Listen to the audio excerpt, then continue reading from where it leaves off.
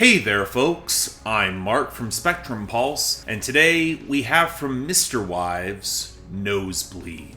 I can't be the only one who feels like MisterWives got screwed with their last album, Super Bloom. They got signed to a bigger label for an elaborately staged breakup album coming after two highly underrated indie pop projects in the 2010s. Surely this would be it! Except that label was fueled by ramen, and the year was 2020, and MisterWives saw their personality thoroughly mismanaged for a tepid album that didn't even perform, and saw them get dumped by the label a year later. And you could tell from the singles they were coming back angry on this project, with a lot of pent-up emotions they needed to process, and my god, they certainly do, as this album starts off with percussive dance punk rage, and then takes its time to open up into a sharper, more refined and polished brand of synth-heavy new wave that they were touching on with Super Bloom, but this feels considerably sharper, groovier, more focused and vibrant. There's this swaggering energy, color, and some actual urgency that might not match their earliest albums, mostly because all the flashy horns are nearly gone, and there's less of that vibrant vocal multi-tracking, but MisterWives also seem to know it's going to be kind of a struggle to recapture some of that youth and unique spirit, and this album kind of is the journey to get them back there. And from that point,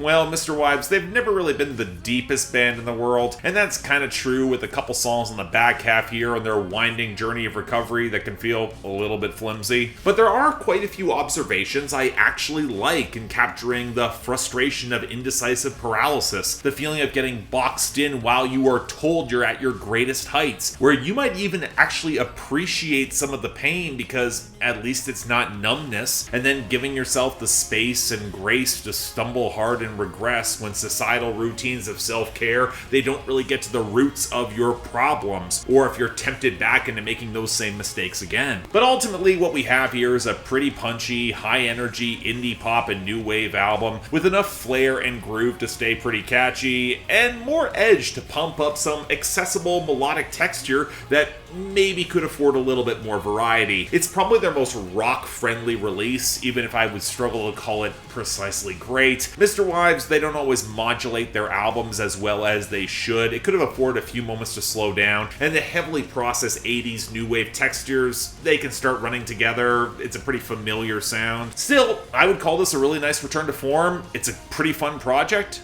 Give it a shot. Check it out. So yeah, again, thanks a lot for watching. If you'd like to like, share, and subscribe, I would be extremely grateful. If you want to see more reviews, or hell, get some reviews on my schedule, link to my Patreon right over there. And as always, I'm Mark, you're watching Spectrum Pulse, and I'll see you next time.